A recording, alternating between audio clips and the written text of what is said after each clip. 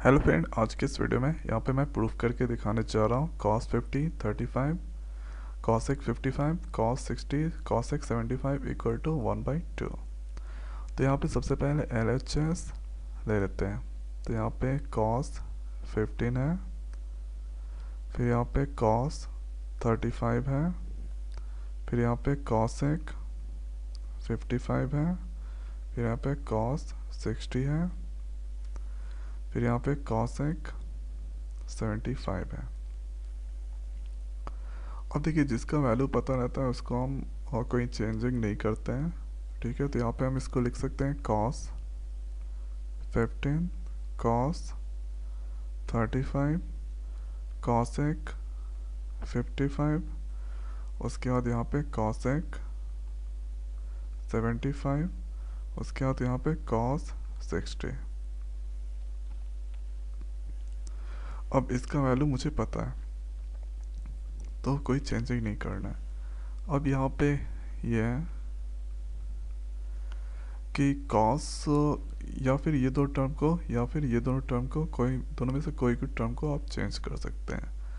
तो यहाँ पता होगा cos 90 minus theta equal to होता है sin थीटा। तो इसी तरह से हम लिख सकते हैं cos 90 माइनस, तो 15 लाना है तो यहाँ पे हम लिख सकते हैं 75, ये दोनों को माइनस करेंगे तो 15 के बराबर आएगा। उसी तरह से cos 90 माइनस 55, ये दोनों को माइनस करेंगे तो 35 आएगा।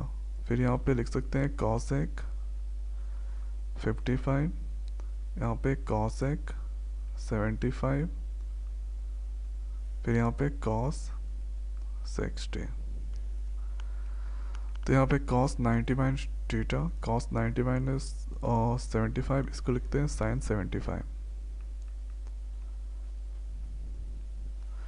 उसके बाद यहाँ पे मल्टीप्लाई में cos 90 माइनस 55, इसको लिखते हैं sin 55। उसके बाद यहाँ पे लिख सकते हैं cosec 55, उसके बाद यहाँ पे लिख सकते हैं cosec 75 और यहाँ पे cos 60। अब 75 जो डिग्री सेम है उसको एक साइड ले जाते हैं, एक तरफ ले जाते हैं। तो यहाँ पे हम लिख सकते हैं sin 75, उसके बाद यहाँ पे लिख सकते हैं cosec 75, ब्रैकेट में डाल दिए, मल्टीप्लाई लिखना है तो लिखिए। फिर यहाँ पे sin, यहाँ पे 55 इंटू cosec 55,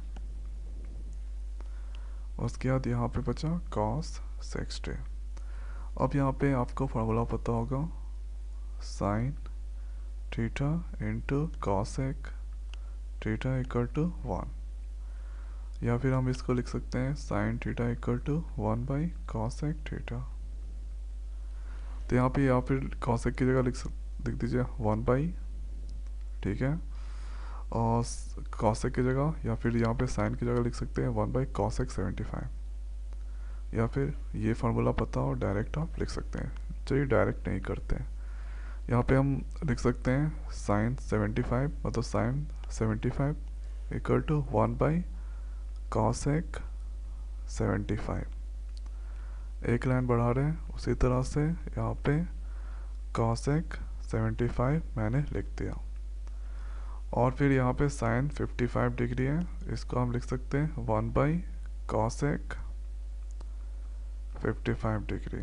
उसके बाद यहाँ पे cosec 55, फिर यहाँ पे cos 60, यहाँ पे ऊपर नीचे cosec सेम चीज़ है, ये कैंसिल हो गया। लास्ट में बचा 1 इंटू cos 60, और यहाँ पे लास्ट में बचा cos 60। cos 60 का वैल्यू होता है 1/2, 1/2 होता है, राइट साइड में भी लेके आना था 1/2। तो यहाँ पे लिख सकते हैं LHS equal to RHS equal to 1/2, ये हो गया प्रूफ्ड। तो यहाँ पे जिसका वैल्यू पता रहता है उसको कोई चेंजिंग नहीं करना है। दूसरा तरीका यहाँ पे बता देते हैं जल्दी से। तो यहाँ पे सेकंड वे,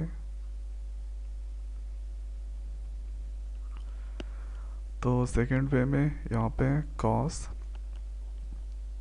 15 डिग्री, उसके बाद यहाँ पे कॉस 35 डिग्री, कॉसेक यहाँ पे 55 डिग्री, उसके बाद तीन चीज़ हो गया, उसके बाद कॉस 60 डिग्री, कॉसेक 75 डिग्री।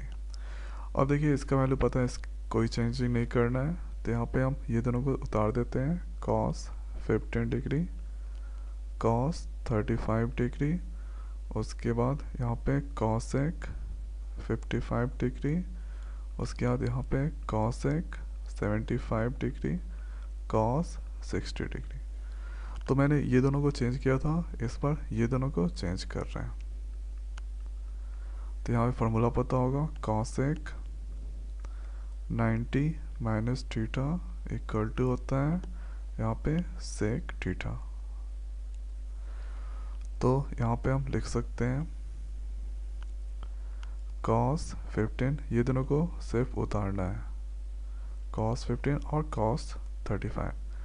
तो इसकी जगह लिख सकते हैं कॉसेक 90 माइनस 55 को लिख सकते हैं यहाँ पे 35, उसके बाद यहाँ पे कॉसेक 90 माइनस इसको लिख सकते हैं 15, उसके बाद कॉस 60।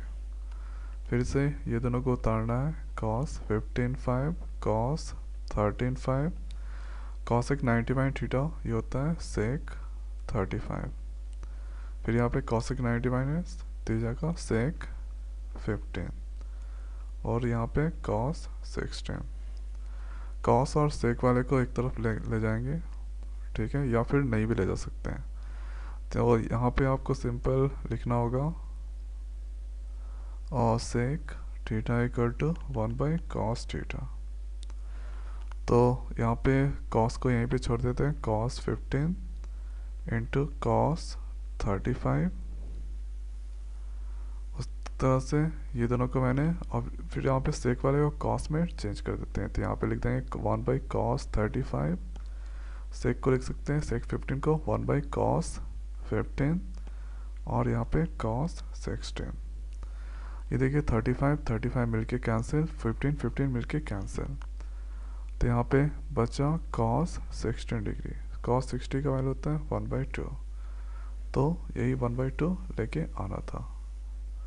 तो यहाँ पे हम लिख सकते हैं LHS equal to RHS equal to 1/2, ये हो गया प्रूफ्ड। तो इसी तरह से प्रूफ किया जाता है क्वेश्चन को। तो दोनों में से कोई भी तरीका अपना सकते हैं, दोनों तरीका सही है। तो मैं आशा करता हूँ कि वीडियो आपको समझ में आ गया होगा। तो आज की वीडियो में इतना ही, मिलते हैं नए वीडियो में नए टॉपिक के साथ। Thank you.